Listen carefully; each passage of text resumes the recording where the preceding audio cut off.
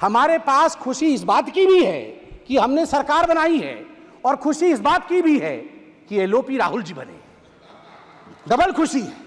और एक राहुल जी नहीं बने हैं, दो दो राहुल जी। आज एक राहुल जी ने कहा मैं आज एक नहीं हूं, मैं दो। जब एक राहुल से इतना बड़ा एसेट का हमें प्राप्ति हुई थी, आप सोचिए दो राहुल से इस देश को कितना लाभ होगा। और मुझे लगता है हमारे जो विपक्ष के साथी हैं उन्हें भी दो राहुल से बहुत ही लाभ होगा। आप सभी को प्रणाम। पीठासीन महोदय, आपको बहुत धन्यवाद। राष्ट्रपति महोदया के अभिभाषण पर आपने मुझे धन्यवाद प्रस्ताव पे बोलने का सुअवसर दिया है। आज मैं इस सदन को भी धन्यवाद देना चाहूँगा कि आज 1 जुलाई को, जो कि डॉक्टर्स डे भी है, एक बहुत बड़ी चिकित्सा का काम गुलामी के खिलाफ हुआ है। गुलामी की मानसिकता जिसमें बचपन से हम आईपीसी और सीआरपीसी सुना करते थे, अब हम आईपीसी और सीआरपीसी नहीं सुनेंगे, हम भारतीय न्याय संहिता सुनेंगे, हम भारतीय नागरिक सुरक्षा संहिता सुनेंगे। स्वाभाविक रूप से ये एक बहुत बड़ा बदलाव है। मुझे दुख इस बात का है और मुझे कई बार कष्ट इस विषय को लेकर होता है कि ये बातें सुनने में छोटी छोटी लगती होंगी, ये बातें सुनने में शायद महत्वपूर्ण नहीं लगता होगा कि आईपीसी और सीआरपीसी था, भारतीय न्याय संहिता हो गया तो क्या बदलाव हो गया। ये एक बहुत बड़ी छलांग है, ये मानसिकता में परिवर्तन है। आप सोच के देखिए, अंग्रेजों द्वारा बनाया गया कानून घसीटते हुए हम हिंदुस्तान के 75 वर्ष आज़ादी के हो गए थे, फिर भी हम उसे घसीटते हुए ले जा रहे थे। एक नरेंद्र मोदी को आना पड़ा बतौर प्रधानमंत्री यह सोचने के लिए कि we have to change this mentality, we have to come above this and we have to in a way end this enslaving mentality of the society of India. I thank the Prime Minister, I thank the Home Minister, and I thank each and every one of you for supporting this. सभापति महोदय, तीसरी बार मोदी जी की सरकार बनी है और हर जगह खुशी का माहौल है। हम भी खुश हैं, स्वाभाविक रूप से सरकार बनी, हम खुश हैं। देश की जनता तो खुश है ही कि मोदी जी की सरकार बनी। और विडंबना देखिए, जिनको हम सोच रहे थे कि दुखी होंगे कि हमारी सरकार बनी है और उनकी सरकार नहीं बनी, वो भी खुश है। तो मुझे तो समझ में नहीं आ रहा है, अगर चहुंदिक दिशा में खुशी का वातावरण है, हम खुश, देश खुश, वो भी खुश है, तो खतरे में कौन है और भयभीत कौन है? किसी को भयभीत नहीं होना चाहिए बंधु। आप तो खुश हैं, आप तो खुशी जाहिर कर रहे हैं। और डबल खुशी तो हमारे पास है। हमारे पास खुशी इस बात की भी है कि हमने सरकार बनाई है और खुशी इस बात की भी है कि एलओपी राहुल जी बने। डबल खुशी है। और एक राहुल जी नहीं बने हैं, दो दो राहुल जी। आज एक राहुल जी ने कहा मैं आज एक नहीं हूं, मैं दो। जब एक राहुल से इतना बड़ा एसेट का हमें प्राप्ति हुई थी, आप सोचिए दो राहुल से इस देश को कितना लाभ होगा। और मुझे लगता है हमारे जो विपक्ष के साथी हैं उन्हें भी दो राहुल से बहुत ही लाभ होगा। नहीं, अच्छी बात है। देखिए, राहुल जी एक एसेट हैं, इसमें कोई दो मत नहीं। मुझे लगता है विपक्ष के मेरे साथी भी इससे सहमत होंगे कि Rahul ji is an asset. Now we have double assets. बंधुगण, मुझे कष्ट इस बात का होता है, मित्रों, मुझे कष्ट इस बात की होती है कि ये दुखी इस विषय से नहीं है, ये दुखी इस विषय से नहीं है कि सरकार उनकी नहीं बनी। बिकॉज आज राहुल जी ने कहा है कि मैं खुश हूं, we are happy and we are contented, हमें खुशी है कि हम अपोजिशन में है। वो दुखी इस बात से नहीं है कि सरकार उनकी नहीं बनी, वो दुखी इस बात से है कि ये डूब क्यों नहीं रहे हैं, इनका 400 पार क्यों नहीं हुआ है। मतलब ये खुशी मना रहे हैं इस बात को लेकर कि इनका 400 पार नहीं हुआ है, और इस विषय को लेकर वो दिवाली मना रहे हैं। आप सोच के देखिए, 3 टर्म से समुद्र के गर्त पे पड़े हुए हैं और ऊपर देख रहे हैं कि इनके जहाज में छेद कब होगा, इनके जहाज में छेद कब होगा और ये कब डूबेंगे। ये खुद तैरने की कोशिश नहीं कर रहे हैं। मुझे लगता है कि हमें भी ईश्वर से और आज शिव जी से प्रार्थना करनी चाहिए कि अगर राहुल जी प्रसन्न है, विपक्ष में रह के प्रसन्न हैं, तो उनकी प्रसन्नता अनंत काल तक बरकरार रहे।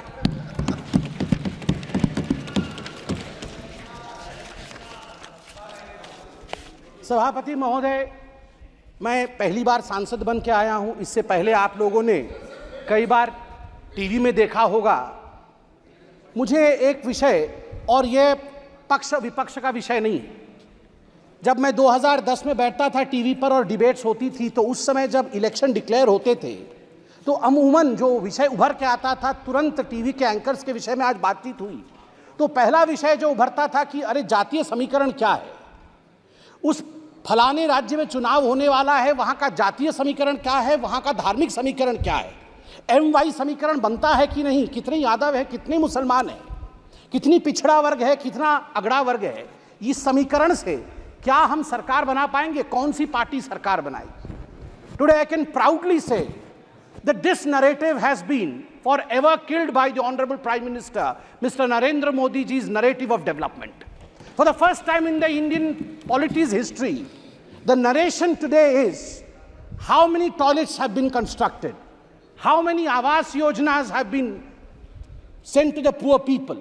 पहली बार आज देश में चर्चा का विषय बना है कि देश में आज 12 करोड़ शौचालय है, देश में आज आवास योजना के माध्यम से 4 करोड़ घर पहुंचाए गए हैं, आज पीएम ग्राम सड़क योजना के माध्यम से 7,45,000 किलोमीटर सड़क बनी है, जल जीवन मिशन के माध्यम से 13 करोड़ घरों तक टैप वाटर पहुंचाया गया है, आज ODF 4 लाख से अधिक गांव आज ओपन डिफिकेशन फ्री ग्राम घोषित किए गए हैं, किसान सम्मान निधि आज लगभग 11 करोड़ 47 लाख किसानों को 3 लाख करोड़ रुपए उनके अकाउंट में डायरेक्ट बेनिफिट ट्रांसफर के माध्यम से दिया जा रहा है। Soil health card 23 crore soil health card बनाए गए हैं, उज्ज्वला के माध्यम से 9.5 करोड़ लोगों को गैस कनेक्शन दिया गया है। सबसे बड़ी बात है कि डीबीटी के माध्यम से लगभग 32 लाख करोड़ रुपए लाभार्थियों को दिया जा रहा है। याद करिए एक ऐसा समय था जब तत्कालीन प्रधानमंत्री राजीव गांधी कहते थे मैं 100 पैसे भेजता हूं, 1 रुपए भेजता हूं तो मात्र 18 पैसे नीचे पहुंचते हैं, बाकी बीच में ही समाप्त हो जाते हैं। आज मैं गर्व से कह सकता हूं कि प्रधानमंत्री नरेंद्र मोदी 100 पैसे पहुंचाते हैं तो 100 का 100 पैसा गरीब तक पहुंचता है, उसके अकाउंट तक पहुंचता है, कोई बिचौलिया खा नहीं सकता है। सभापति महोदय, आज डेमोक्रेसी को लेकर, लोकतंत्र को लेकर बहुत सारी बातें हुई और आज ही से नहीं, जिस दिन से ओथ टेकिंग चल रहा है, जिस दिन से शपथ समारोह चल रहा है, उसी दिन से लोकतंत्र को लेकर, संविधान की प्रतियों को लेकर बहुत बातें हो रही है। मैं जगन्नाथपुरी से आता हूं और आज मैं गर्व से यहां जय जगन्नाथ कहते हुए कहता हूं कि लोकतंत्र का जन्म जगन्नाथ धाम में ही हुआ। मैं बताऊंगा, वैज्ञानिक दृष्टिकोण से बताऊंगा क्यों हुआ। लोकतंत्र का जन्मदाता जगन्नाथ धाम है। जगन्नाथ मंदिर ने कलिंग के समय लोकतंत्र स्थापित किया। कलिंग अंग भंग कलिंग कहा जाता है। कलिंग के नरेश, कलिंग के राजा, कलिंग के सब कुछ भगवान जगन्नाथ है। वो तो जगत के नाथ हैं, वो तो ब्रह्मांड के नाथ हैं, मगर कलिंग में हम मानते हैं कि हमारे सर्वे सर्वा नारायण स्वयं हैं, जगन्नाथ है। वो रत्न सिंहासन पर बैठते हैं, रत्न सिंहासन से कलिंग का आसन वो संभालते हैं, उनका प्रतिनिधि वहां के गजपति महाराज होते हैं। मगर आप देखिए सुंदरता, लोकतंत्र का जन्म कैसे होता है। जगन्नाथ महाराज भी राजाधिराज जगन्नाथ, इस जगत के नाथ जगन्नाथ, रत्न सिंहासन को त्याग करके साल में एक बार वो रथारूढ़ होते हैं। वो कहते हैं मैं गरीबों से मिलने जाऊंगा, उनके घर तक जाऊंगा, जो मेरे पास नहीं आ सकते हैं मैं उनसे मिलूंगा। यही लोकतंत्र है, यह प्रजातंत्र है।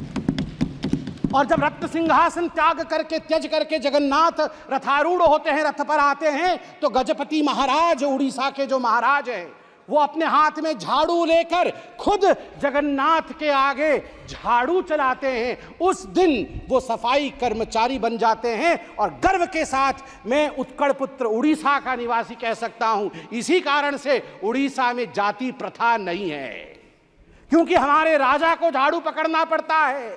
जगन्नाथ के सामने लोकतंत्र चलती है और लोकतंत्र की जगन्नाथ की भूमि में राजा भी झाड़ू मारने के लिए बाध्य है। उसे छेरा पहरा कहते हैं। 7 तारीख को रथ यात्रा है, आप देखेंगे राजा स्वयं झाड़ू मार रहे होंगे और तभी जगन्नाथ आगे बढ़ेंगे। यह लोकतंत्र की महिमा है। जब तक सनातन है तब तक लोकतंत्र रहेगा भारतवर्ष में। जगन्नाथ धाम एक ऐसा धाम है, लोकतंत्र के सीख के लिए, अध्यात्म की सीख के लिए आदि शंकराचार्य से हम सब के गुरु गुरु नानक महाराज जी ने भी वहां पधारा था, नीलकंठ वर्णी जी ने भी वहां पधारा था।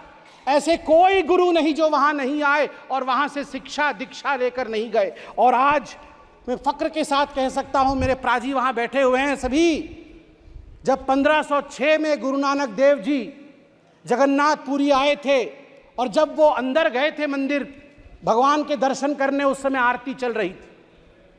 उस भव्य आरती को देखने के पश्चात अनायास ही गुरु नानक देव जी के मुख से आरता निकला था, जो अपने आप में आज इतिहास है। गगन में थाल रव चंद दीपक बने, तारका मंडल जनक मोती, धूप मले आन लो पवन चवरो करे, सगल बन राय फुलंत ज्योति, कैसी आरती होए भव कंडना तेरी, कैसी आरती होए अनहद शब्द बाजत भेरी, कैसी आरती होए तेरी। गुरु नानक देव जी कह रहे कैसी आरती तेरी, भव्य आरती है। भव खंडना, भय खंडन करने वाला। आप सोच के देखिए, आज भय के विषय में बात हो रही है। अनादि काल से इस भय को खंडन करने का काम महादेव ने किया है। इस भय को खंडन करने का काम उस सनातन ने किया है, जिस सनातन को मिटाने के विषय में आज ये लोग कह रहे थे और अनेकों वर्षों से सनातन के विरोध में कह रहे थे। मैं केवल और कुछ शब्द कह के अपने विषय को शांत करूंगा। सभापति महोदय, आज मुझे बड़ी तकलीफ हुई कि हिंदू धर्म को लेकर आज यहां पर जिस प्रकार से विषय रखा गया है, ये अनुचित है। आज यहां राहुल गांधी जी ने सभी के सामने कहा कि हिंदू धर्म को मानने वाले जो अपने आप को हिंदू कहते हैं वो हिंसक है। मैं गर्व से कहता हूं मैं हिंदू हूं और मैं हिंसक नहीं हूं। मैं गर्व से कहता हूं मैं हिंदू हूं और मैं हिंसक नहीं। आप हिंसा मत करिए। मैं हाथ जोड़ के कहता हूं आप हिंसा मत करिए, प्लीज। शाब्दिक हिंसा मत करिए। सब लोग शांत होकर बैठिए। राहुल जी ने ऑन रिकॉर्ड कहा है जो अपने आप को हिंदू कहते हैं वो हिंसक है। ऑन रिकॉर्ड राहुल जी ने कहा है जो अपने आप को हिंदू कहते हैं वो हिंसक है। मैं ये कह दूं यहां पर, हिंदुओं ने कभी हिंसा नहीं की। सर्वे भवन्तु सुखिनः, सर्वे सन्तु निरामया, सर्वे भद्राणि पश्यन्तु, मां कश्चित् दुःख भाग् भवेत्। हमेशा ब्रह्मांड की कल्याण की चिंता हिंदुओं ने की है। मुझे कष्ट इस बात का भी हुआ कि डीएमके ने आज हिंदुओं पे पुनः यहां आघात किया है। राजा साहब ने अपने भाषण में यह कहा कि हिंदू महिलाओं को एंस्लेव करती है। नहीं, हिंदू महिलाओं को देवी के रूप में पूजा करती है, उपासना करती है। दुर्गा, सरस्वती, लक्ष्मी, विमला ये माताएं हैं हमारी। हमने कभी एनस्लेव नहीं किया है। ये बहुत गलत है। और मुझे लगता है राहुल गांधी ये नहीं जानते हैं कि शिव जी त्रिशूल क्यों रखते हैं। राहुल गांधी जी ने कहा शिव जी का त्रिशूल नॉन वायलेंस का त्रिशूल है। ना राहुल जी, हमारे सभी देवी देवता एक हाथ में शास्त्र रखते हैं और दूसरे हाथ में दंड या शस्त्र भी रखते हैं।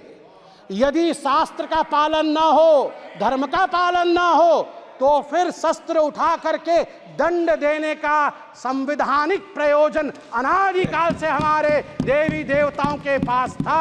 इसलिए भय बिनु प्रीति नहीं हो सकता है। प्रीति करना होगा, इस देश से करना होगा, इस देश का जिंदाबाद करना होगा।